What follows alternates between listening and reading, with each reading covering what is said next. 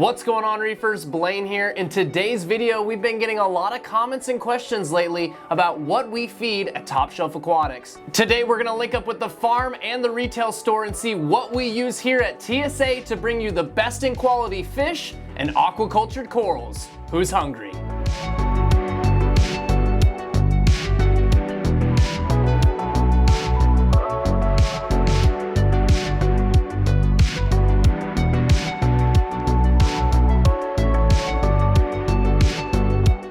A quick and friendly reminder to you all, we are currently doing a huge giveaway over on reef2reef.com. We're nearing 10,000 subscribers, so be sure to hit the subscribe button and check out the amazing 10K for 10K giveaway going on at reef2reef.com. All right, guys, we're hanging out in the retail store with Jared, one of the sales associates, and today he's gonna walk us through how they get all the food set up for the systems here in the retail store. So Jared, go ahead and take it away and talk about what process you're going through. Yeah, so today we're gonna be making the big fish food, is what we call it. These are for all of our bigger species of fish. For our smaller guys, we have a different recipe, but this is what we do for the big fish. So we'll start off with a big flat pack of the PE mysis. We use this just because it's a little bit bigger than the Hikari mysis, which is what we use for the smaller fish. So we're gonna throw that in here. Actually, first we're gonna run under some water and thaw it out a little more because it's still a little frozen.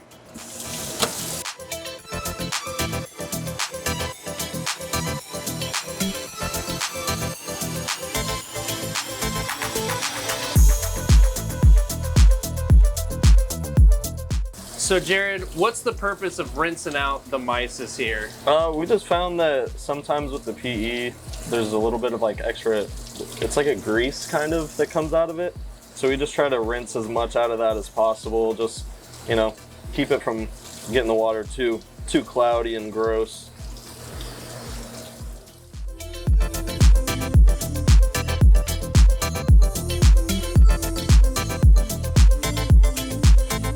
All right, so the mysis is rinsed out. What's the next plan for us here? All right, so we're gonna add these little cuts of seaweed.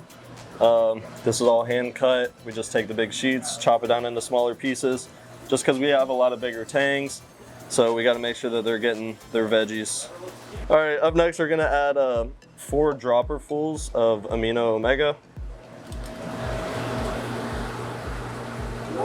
Should I salt bay it? Yes. We're gonna add a generous portion of roe.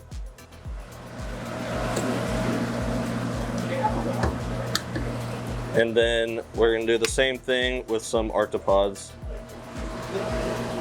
both by Reef Nutrition.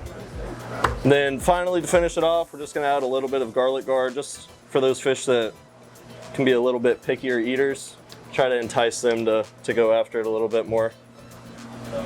Now we let it marinate. Then we just mix it up, and that's pretty much it. It's pretty simple.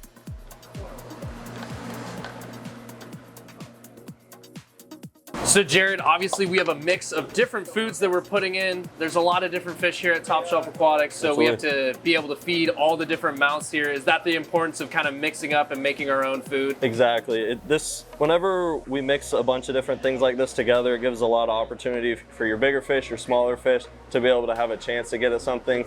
Because, I mean, sometimes these fish have smaller mouths, even though they're in with the bigger fish. So you just got to make sure that they're able to eat as well whenever you're putting food into the system. Sweet. Well, thanks, Jared. Appreciate it. And we're going to go get to feeding some fish. Absolutely.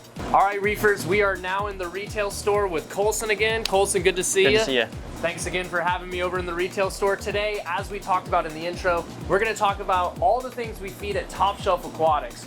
We're gonna go through, we're gonna feed the fish wall, feed some inverts, but I wanted to let Colson explain, we're not gonna be feeding the coral flats today. I'm gonna let Colson go into more details about that. Basically, we're not feeding them just because the nutrients aren't exactly where we want them. We did do our testing. The phosphates are a little bit higher than where we want them, so we're just gonna skip out on feeding for today until we get back where we want them on our parameters. Right on. So as you guys know, we do a ton of testing around here at Top Shelf Aquatics.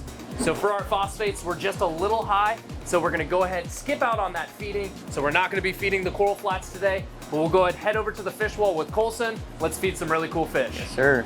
We made our way over to the fish wall and we stopped on my favorite tank, the end cap on one of the fish walls. I love this system. We've got a porcupine puffer, emperor angel, longnose black tang, we got a clown tang, we even have a mono. We have all kinds of crazy things in this system, some bigger fish. So Colson, what are we gonna be feeding this tank in particular?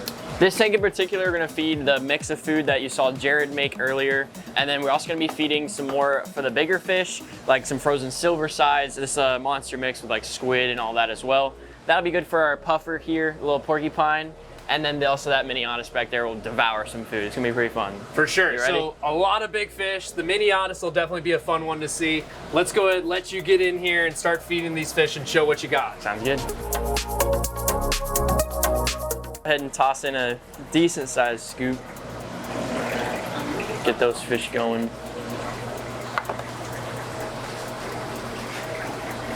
Feeding frenzy.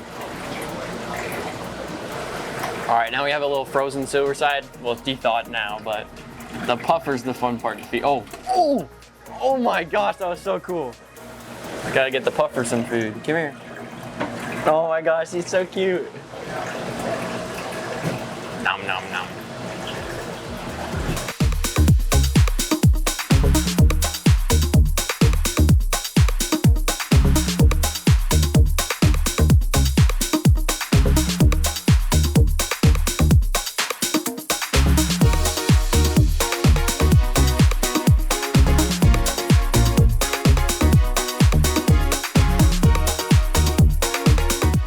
Okay, so basically we have 3 different foods. Obviously this is for the big fish like Jared explained, but then in the bottles we have the 2 smaller foods. The one without the rubber band is gonna be for invert, and the one with the rubber band is for our fish system. The one with the rubber band actually has more of our medicated food in it, so we use Metroplex and Focus in it. And that'll just help out with the fish in this system for any internal parasites or anything like that. Since they are in copper, they're also helped out that way as well. So we're gonna go ahead and grab our rubber banded food and feed some of the fish.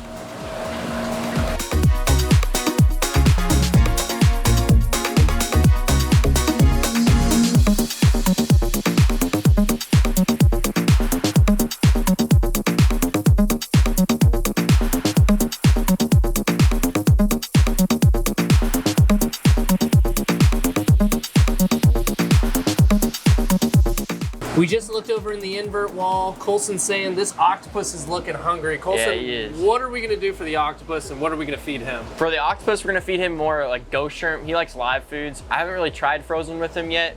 So we're gonna throw in some ghost shrimp and see if he likes them, see if he takes them. Sweet, let's do it. Yeah, let me grab a net. We got our ghost shrimp here.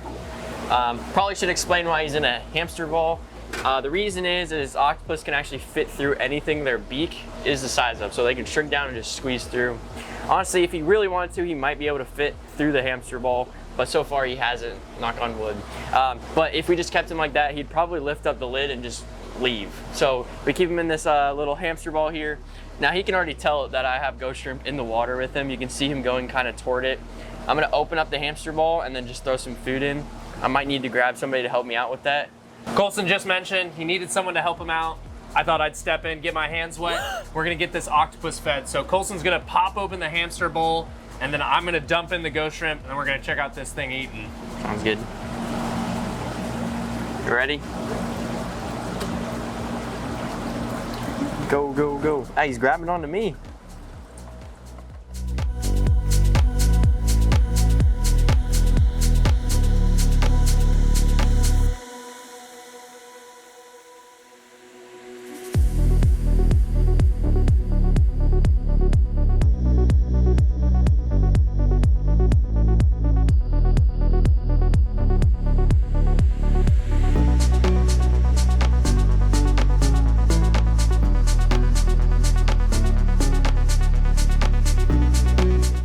I've actually been looking for a pearl wrasse for quite some time now. Colson's been trying to source one for me. I've been looking for a smaller one to add to my reef at home, and we were lucky enough to get a small one in recently. So I'm gonna go ahead and feed it, make sure it's eating well, and then I'm gonna be bringing it home tonight. Looks like it's eating good.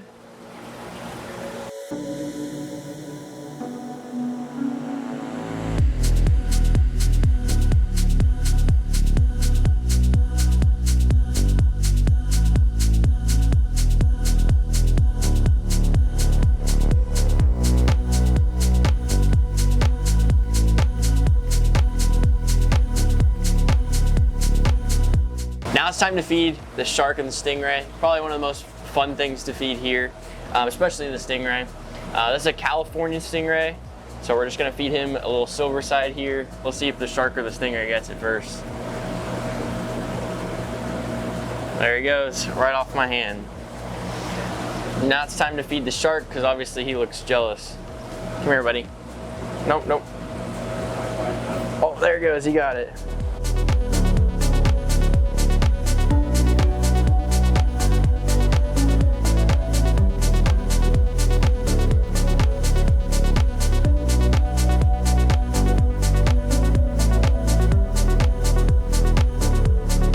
All right, that was a lot of fun going through the fish wall with Colson, feeding all kinds of amazing fish. If you guys saw anything you want to grab, let us know down in the comments below. Shoot us a message on social media or give us a call here at the retail store. Thanks again, Colson. Of course. You're the man. We're gonna go ahead and head over to the farm and check out what the farm crew's up to.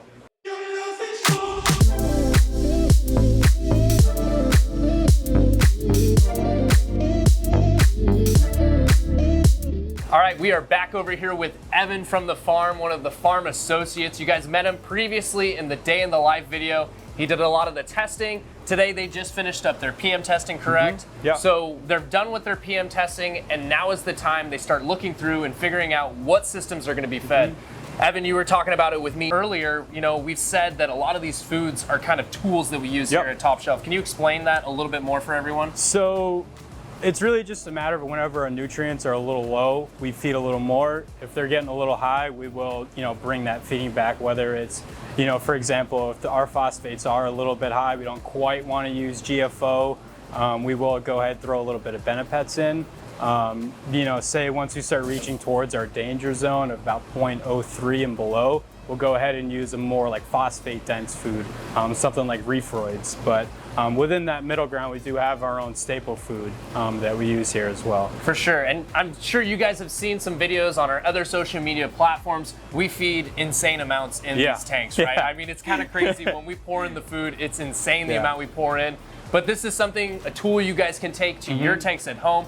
Obviously, you're not gonna feed at the scale that we're feeding, but you can kind of take that same idea and concept that we're using here at the farm and utilize it in your own tank. So I guess we'll go ahead, start picking out some of the systems and we'll get to feeding. We've made our way into the QT/testing/frag room. It's kind of a multi-tool space for us here at Top Shelf Aquatics. Evan was mentioning that we finished our PM testing, and now we're gonna talk a little bit about the numbers and how we input it into our own system and how we've created a formula here at Top Shelf Aquatics that helps us understand and figure out how we're gonna feed and what we're gonna be feeding. So we have this right here, Evan. So this formula we've created, we call it Reef Shark. What are you guys using it for particularly? So this is basically to log and track our parameters. Having a separate Excel document for each system really lets us dial in nutrients, whether they're trending high, trending low, if they're right where they should be. From there, each system does have a little bit of a different target. Usually we're shooting around 0.06 to 0.09. But some systems will have a little bit higher or lower phosphate depending on, let's say colors of the acroporas, or even, that balance with algae as well. Right, and it's obviously going to be different for every individual system. It's unique in its own way, and we have different things in each system, so they're going to want different ranges of parameters. So exactly. You guys have done all of the work here in Reef Shark. You've determined the tanks you're going to feed. Now what are you going to do next? You're going to head over and start building out your food and getting it fed Pretty out? much, yeah. Okay. And then right before we do that, we will hop in Apex right here. And we're gonna go ahead and put whatever tanks need to get put in feed mode. We'll go ahead and put them in feed mode. Give those corals a good half hour or so to consume the foods. Nice, very cool. So again, something to remind you guys, when you're going to put that food into your system, you don't wanna have your return pumps and your skimmers and all those things running, because you're taking away from the opportunity for the corals to feed. Sure, maybe you might have a wave pump running in the middle of the system. Power heads are totally fine. fine. The power head in the display itself might be good to push the food around throughout the water column. But I think overall, sometimes people forget you want to cut all the filtration that's actively happening, so that way your corals can feed. So let's go ahead and head out and let's start feeding some tanks. Let's do it.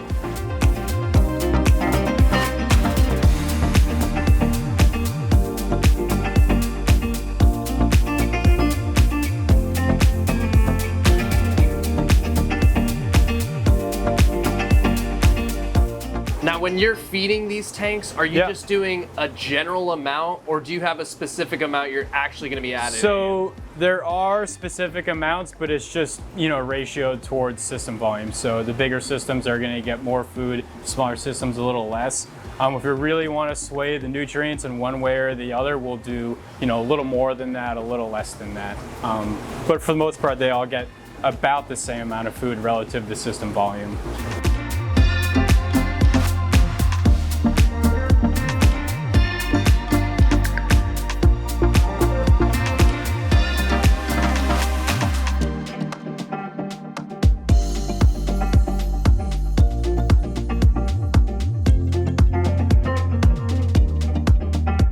So I'm sure everyone's curious, what's inside the bottles and what do we got that we're actually feeding these tanks, Evan? So this right here is going to be a mixture of rotifers, fish eggs, as well as phytoplankton. We also do add a little sprinkle of amino acids and trace elements as well. Gotcha, so it's a nice hodgepodge of all kinds of different things. I'm sure that's mainly due to the fact we're trying to feed several different sizes of mouse, different kinds of corals, so you're trying to get everything in that water column. Tons of different particle sizes. Absolutely. So when you're feeding this to your tank, how long before you see the tank clearing up? I'm sure people are curious, they see you guys dumping in all this stuff into the systems. How long does it take to clear up? Honestly, not long at all. If you have your filtration dialed in, once you get the filtration going, it'll clear up in no time. So the only reason why we feed at nighttime is because we are constantly bagging corals up throughout the day, and we wouldn't want to grab any water. I don't want to say polluted water, but water with coral food in it and then ship it out to you guys, stuck in a box overnight. So that's really the biggest reason. And I know you guys come over and check in with the photographer, myself, everyone as well. I know we're constantly shooting in here, taking photos, taking videos. So it's important that we're able to shoot inside the tanks. And it's important for the guys that are bagging to get everything bagged up. We got to keep them clear during the day. That's right. So keeping things nice and clear, but when it comes nighttime, it's time to chow. That's right. A type of food that a lot of people are feeding in their systems is nori sheets, right? People are actively putting them in for their tanks, for their herbivores.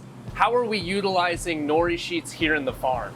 So same thing with the coral food. If we can afford it, if we do need that little jump in nutrients, we could go ahead and feed nori out to pretty much any system that need it. And at the end of the day, fish poop is coral food. Right. So we are constantly making sure that we have the right amount of fish, larger fish definitely in these systems, to be able to get that nice natural food. But we have to make sure we're keeping them well fed. And nori is one of those tools that we'll end up using here. Yeah, exactly. Right on. Well, let's give some of these fish some nori, and I'm sure they're going to go crazy. Yeah.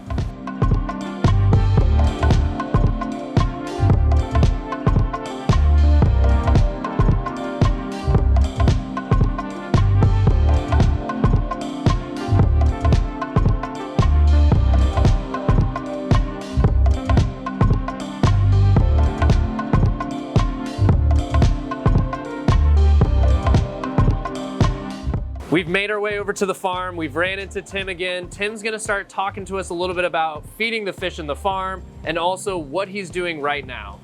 So earlier today, I fed all the fish in the morning. We go around each tank, mysis, pellets, and later in the day, we have a schedule set up. So 8 a.m., 12 a.m., 2 o'clock, we feed the copper bands because they need a little extra food and they have small stomachs. So we got to feed them a little extra. So Tim's gonna show us now what he does for feeding these copper bands. As you guys can see, this copper band is freaking out. He wants to eat right away. So Tim's gonna go ahead and feed him. He absolutely chows down on mysis. So Tim, when we're talking about copper bands, someone at home, what would you tell them if they're trying to keep one in their reef tank? What's the best thing they can do to try and keep them well fed? Well, you're gonna have to be more proactive about feeding them compared to the rest of your fish. Having small stomachs, they generally can't eat as much at a single time, and you're gonna have to feed them throughout the day multiple times. How many copper bands in the farm are you currently kind of working with and training? There is about 4, I think, in total throughout our systems, and of varying sizes, each one needing more or less food depending on how big they are and how old they are. So you have the copper bands in the farm. Is there a specific reason why you guys have added them into the systems? Yes, they help take care of glass anemones and other kinds of little benthic invertebrates throughout the system. Gotcha. So they're kind of picking away throughout the course of the day. We'll let you get back to it and work with all of your copper bands. All right.